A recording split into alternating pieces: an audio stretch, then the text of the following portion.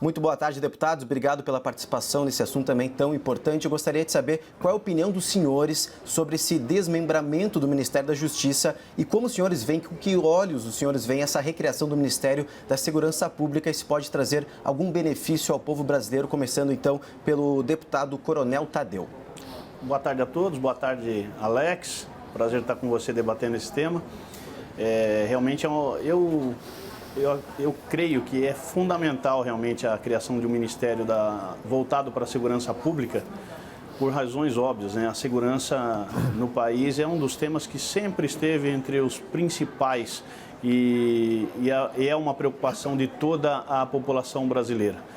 Existem vários outros motivos. Por exemplo, você não vê nenhum estado que não tenha uma Secretaria de Segurança Pública, né? Todos eles tratam realmente esse tema com grande importância. E nada mais justo do que o governo federal também ter a sua pasta da segurança pública para que a gente pudesse ter uma mesma linguagem, né? Para que pudesse unificar esses discursos e principalmente as ações de segurança no país todo. Lembramos que nós temos um problema interno de segurança que ele é grave. Apesar de uma redução de 64 mil homicídios de 2018 para 57 em 2019, os números ainda são muito altos. Então, justifica uma política específica para a segurança pública. Gostaria de saber a opinião agora do deputado Alex sobre a recriação do Ministério da Segurança Pública. Olá, Cássius, Luciana, também saudar o Coronel Tadeu, nosso colega. Nós parece que estamos sem áudio do deputado Alex Manente, então a gente vai fazer... Está falando? Por favor, deputado. Está saindo o som? Não está saindo? Deputado... Pode falar, deputado. Agora o áudio já está ok. Está ok. Ok. Olá, Cássius, Luciana, saudar o Coronel Tadeu, nosso colega, todos os telespectadores da CNN Brasil. Eu, primeiro, entendo que não é necessária a criação de um Ministério da Segurança Pública. Nós tivemos exemplos claros no ano passado, sob a gestão do ministro Sérgio Moro, no Ministério da Justiça, que é possível reduzir a criminalidade 20% a menos nós tivemos em 2019, sem necessariamente criar um órgão específico de ministério. Obviamente, a criação de um ministério predispõe criação de cargos, custos, acomodação de aliados e amigos e, infelizmente, não é isso que vai levar a uma segurança pública eficiente. Na verdade, o Ministério da Justiça tem feito, especialmente sob a gestão do ministro Sérgio Moro, um trabalho que foi exemplar, integração com as forças policiais dos estados e dos municípios, e não vejo nenhum argumento suficiente para criar novos cargos e custos num momento em que nós vivemos uma crise de saúde e também econômica que não dá condições de gastarmos ainda mais quando, na verdade, nós precisamos reduzir custos. O que nós precisamos é investir em inteligência, fazer o Ministério estar afinado com os estados e municípios e o exemplo, por exemplo, que nós estamos observando, a criação do Ministério de Segurança Pública, não trazendo a Polícia Federal, é a desconexão das ligações necessárias entre as polícias, entre os setores de investigação,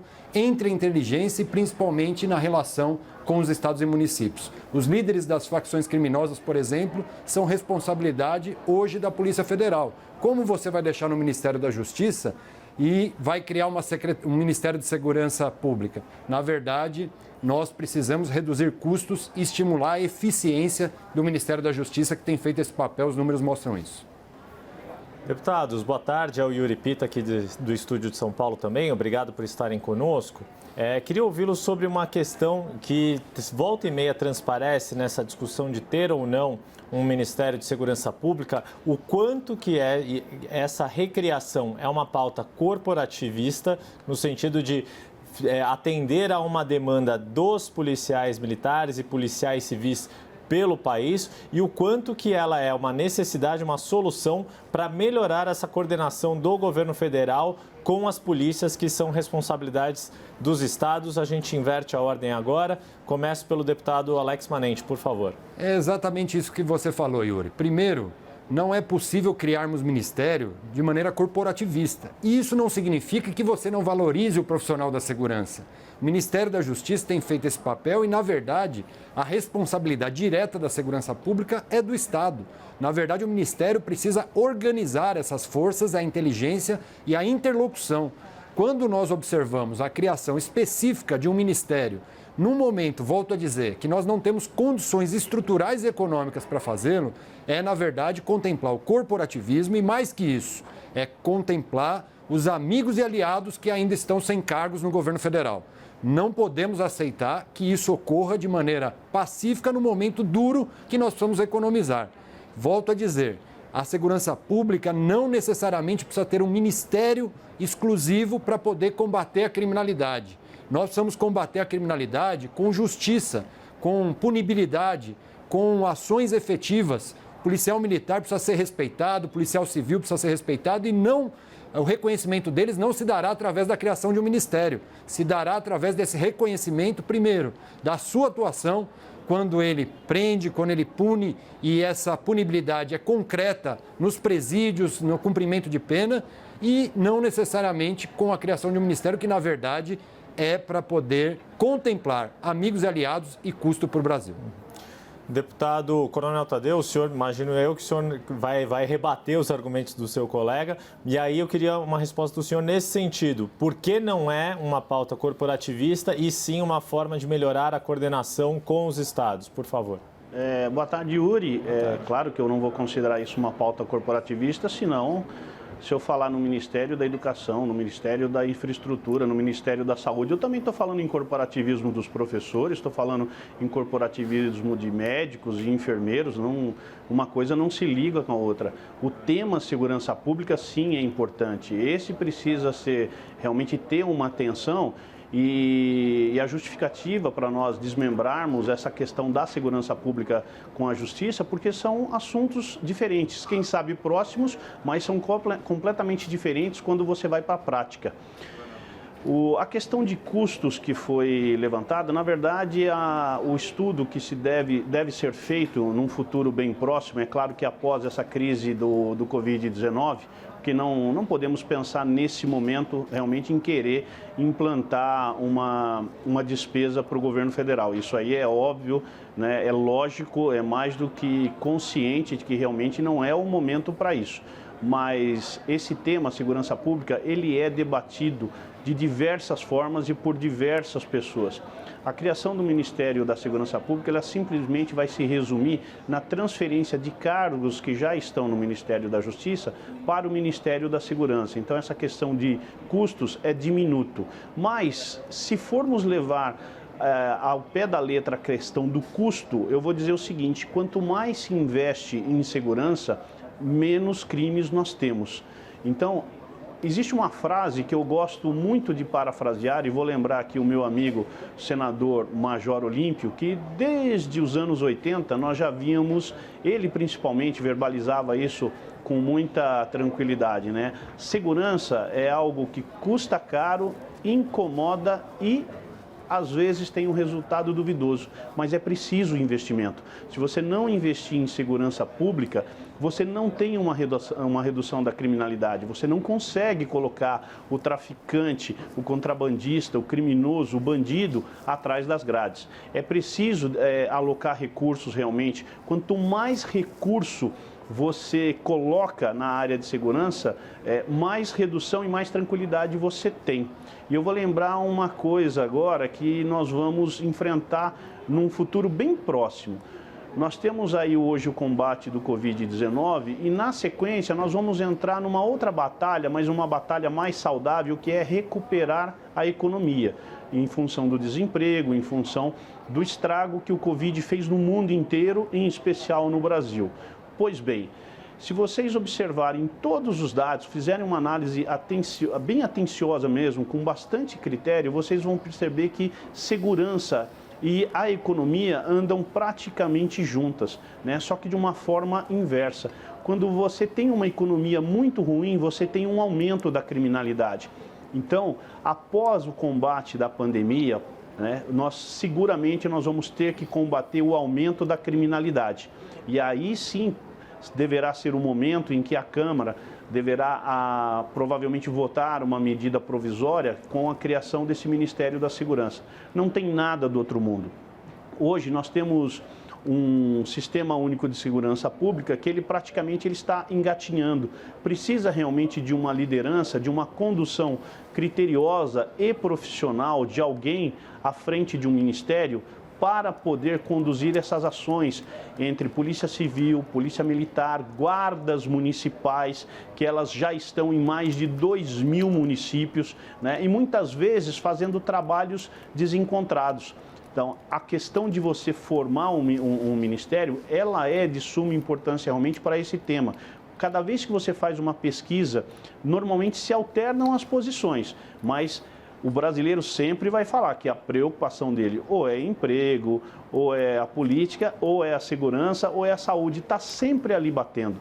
Então, precisamos realmente pensar com muita responsabilidade nesse tema segurança pública, né? Então, por isso eu não sou contra realmente, não considero corporativismo, né? Isso aí é mais do que necessário mesmo para que a gente possa ter tranquilidade, a tranquilidade no aspecto criminal, porque os índices criminais realmente do país, apesar da redução que foi citada, né, sendo conduzido de uma forma mais contundente, eles podem cair ainda muito mais, mas muito mais mesmo. Deputados, eu gostaria de pegar essa última fala aí do Coronel Tadeu, que fala sobre segurança e economia, né? Se eu entendi bem, a gente tem aí, já é fato, uma perspectiva de crise econômica que já está na porta. E se eu entendi bem, o senhor disse uma expectativa de aumento da insegurança. E aí a necessidade de criação. Isso é uma expectativa, não é um fato, é ainda. Então eu lhe pergunto, trabalhar com essa expectativa não coloca medo na população? Em relação a essa expectativa, a gente está falando de mais de crime sobre o patrimônio, né, na verdade, porque a gente está falando que talvez seja uma população mais carente, que vai não ter dinheiro e que vai cometer crimes. E aí eu queria que o senhor falasse também, ajudasse a nos esclarecer aqui com a sua experiência, por que a gente é campeão de mortes em números absolutos e a gente não consegue ter ainda essa sensação de segurança. E aí eu começo com o senhor mesmo, Coronel Tadeu. Ótimo. Não necessariamente o aumento do crime vai ser o de patrimônio. A tendência é que o crime contra o patrimônio realmente, esse sim, aumente consideravelmente. Mas outros crimes vêm carreados com relação a quando a economia ela não anda bem, né? Nós temos os homicídios, o tráfico, então nós temos realmente uma debandada realmente para o mundo do crime. E nesse aspecto não é nenhuma expectativa, não, realmente é uma realidade. Isso vai acontecer porque não houve em nenhum momento do nosso país, dos anos 80 para cá, que eu posso fazer essa referência dos anos 80, que foi exatamente quando eu ingressei na Polícia Militar. Todas as vezes que a economia ela realmente deu uma fraquejada, deu uma caída, deu uma fragilizada, né, do outro lado nós tínhamos automaticamente um aumento dos crimes. Então, quando eu falo em expectativa, é se já se preparar para o próximo embate, porque os números vão subir. Então, como eu não quero que os números subam, eu não quero que a população sofra, então eu já estou me preparando, já estou aqui sabendo que eu vou enfrentar essa próxima crise também. E se a gente pudesse antecipar o problema para poder solucionar ou minimizar, né? É claro que eu não vou deixar de tomar essa atitude, senão seria até uma leniência da minha parte. Na segunda pergunta que você me fez, né? Sobre os crimes, né? Por que o crime sobe? Olha, a gente tem que sair também do aspecto de segurança pública. O tema ele já é bem mais polêmico, bem mais abrangente. Mas eu vou dar a questão da impunidade que nós temos nesse país. Nós temos, as leis são boas, o problema é quando elas são mal interpretadas e aí você acaba tendo decisões diferentes para casos semelhantes. E aqui ao meu lado está o Alex Manente, que é o autor da PEC da prisão de segunda instância. Ele conhece muito bem isso, porque ele é o autor e eu sou vice-presidente da comissão que está estudando a prisão em segunda instância. E nós sabemos realmente que nós precisamos dar credibilidade realmente à lei, porque a lei hoje ela está sendo praticamente ultrajada por decisões, por sentenças que provocam declaradamente essa sensação de impunidade, ou seja, o bandido sabe que não vai sobrar nada para ele. fica tranquilo, eu vou ficar alguns dias na cadeia, daqui a pouco eu estou solto, o advogado me solta. Então, essa situação realmente tem deixado o povo muito descrente. E nós, como parlamentares, nós temos que retomar essa credibilidade. Nós precisamos fazer com que o Brasil seja um país sério quando se fala em legislação penal, porque hoje nós temos, todo mundo é descrente realmente na nossa legislação penal, na nossa justiça, e a nossa imagem lá fora é a pior possível. Deputado Alex Manente, por favor. Bom, na verdade, o Coronel Tadeu tocou num ponto bastante sensível. A impunidade no Brasil é algo latente e, inclusive, isso gera uma onda de violência em todos os aspectos, além da criminalidade e corrupção. Esse é o grave problema. Se nós tivermos punibilidade e execução das penas que são propostas pelo juizado, obviamente nós teremos o maior rigor à lei, o maior cumprimento à lei e daremos, inclusive, a força ao policial que está fazendo o seu trabalho. Muitas vezes o policial faz seu trabalho e vê minutos depois a pessoa deixando a prisão ou nem ficando em cárcere. Obviamente, a punibilidade é o mais importante. Como disse o Coronel Tadeu, nós estamos trabalhando para que a PEC da prisão em segunda instância seja efetivamente aprovada na Câmara dos Deputados, aprovada no Senado, se torne uma legislação sólida na nossa Constituição para punir principalmente os corruptos do colarinho branco, que são aqueles que têm maiores condições de postergar suas condenações e nunca cumprir, gerando um efeito cascata na sociedade.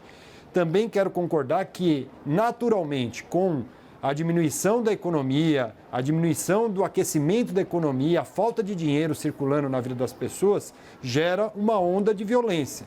O que nós temos que trabalhar efetivamente é para ter um efetivo trabalho de assistência social e de retomada do desenvolvimento, gerando renda e emprego. Esse é o papel do governo federal e é talvez o nosso ponto divergente entre eu e o Coronel Tadeu, que temos visões muito semelhantes em várias coisas, mas nesse ponto nós divergimos, porque qualquer investimento, na minha opinião, para poder conter o avanço da violência, não se dará com a recriação do Ministério da Segurança Pública, se dará efetivamente estruturando nossa sociedade com uma assistência social eficiente àqueles que precisam, além de dar condições de termos a retomada do desenvolvimento, a renda e emprego, o pequeno empreendedor tendo incentivo do governo federal, girando a roda da economia.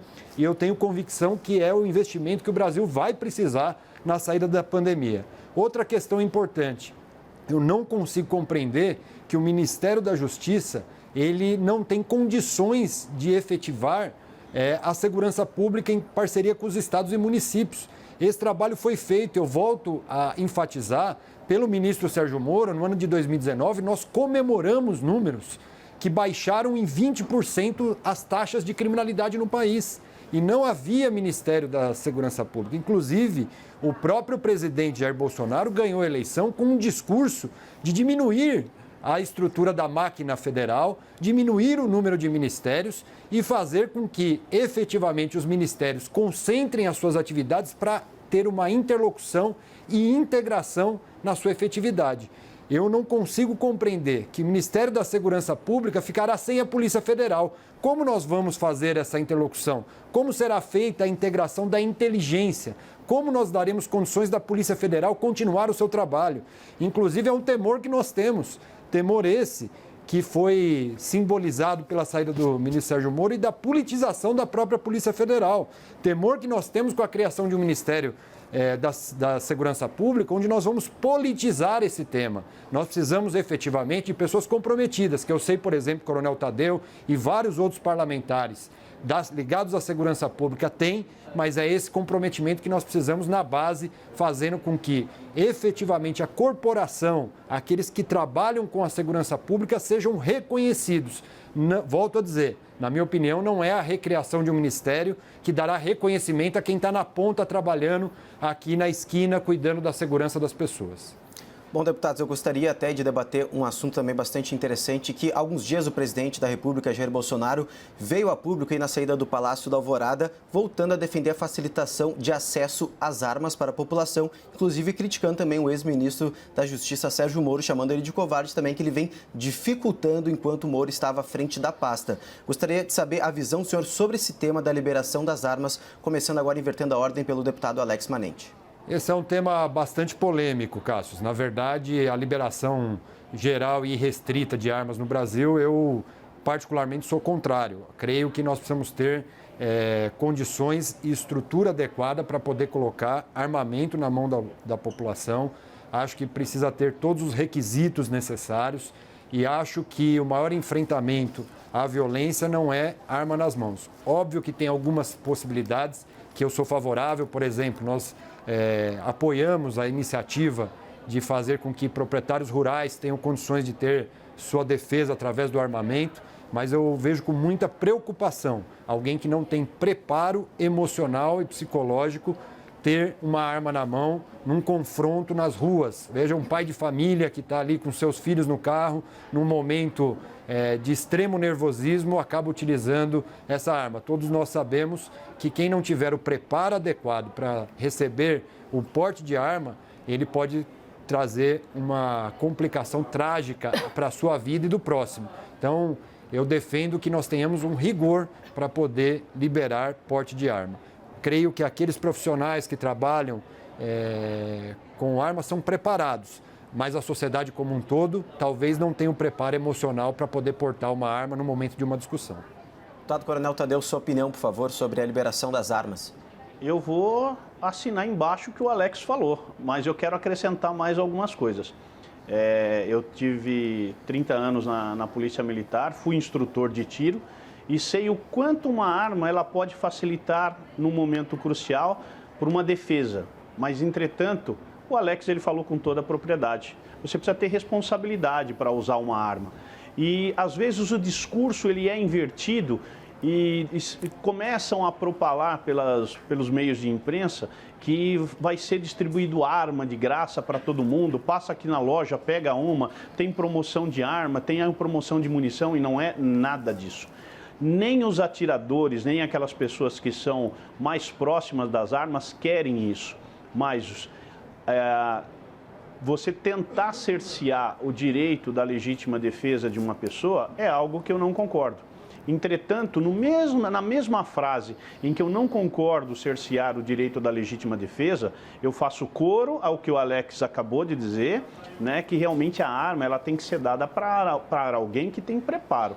Eu costumo sempre falar, eu sou da área da aviação, sou piloto de helicóptero. Ninguém dá um helicóptero na mão de uma criança para pilotar. E ninguém vai dar a arma na mão de quem não sabe usar. E o preparo não é só o preparo técnico, né? Precisa ter um preparo tático e um preparo psicológico, emocional. Porque a pessoa tem que ter consciência daquele ato que ela está tomando no momento que ela vai se defender, né? É claro que ela tem o direito de se defender. E as armas, né, para contrapor até algum discurso desarmamentista por aí, as armas, elas podem tanto servir para matar como para defender. Normalmente a arma na mão do traficante ele usa para matar. Normalmente na mão de um policial é para se defender e na mão de uma pessoa, de um civil, né, um atirador, um caçador, né, um colecionador, também é utilizada para se defender. Esse é o espírito que nós temos que trazer quando a gente quer permitir a liberação das armas. Tudo isso tem que ser feito com extrema responsabilidade. E as pessoas que não se sentirem confortáveis com arma, né? Quantas pessoas eu conheço que até gostam de atirar, gostam de ir para um estande de tiro, mas são categóricas em falar, olha, eu jamais usaria uma arma no trânsito, dentro do meu carro, né? Eu não sei o que eu poderia fazer se eu estivesse. Essa pessoa realmente ela não é recomendada, nem é bom que ela se utilize de uma arma. Mas há pessoas realmente que são preparadas para isso e essas precisam ter o direito garantido. Então, é bom separar realmente aonde você quer chegar com o discurso, porque armar todo mundo, a gente sabe que as pessoas não têm condição para isso, mas preparar as pessoas que querem, isso é lícito, isso é legal. E é preciso realmente dar essa oportunidade através da legislação para aqueles que quiserem se armar, que realmente enfrentem todos os testes e toda a batalha burocrática que se tem hoje para se conseguir uma arma. Lembrando que não é fácil, existe um processo que precisa ser seguido, ele é previsto em lei e em portarias do Exército, que para que você tenha o porte de arma, você tem que cumprir vários requisitos, não é algo tão simples assim. Bom, deputados, gostaria de agradecer a presença e também a participação de vocês nesse debate sobre a recriação do Ministério da Segurança Pública e também a liberação de armas. Agora, obrigado, deputado Alex Manente, pela participação aqui no Visão CNN.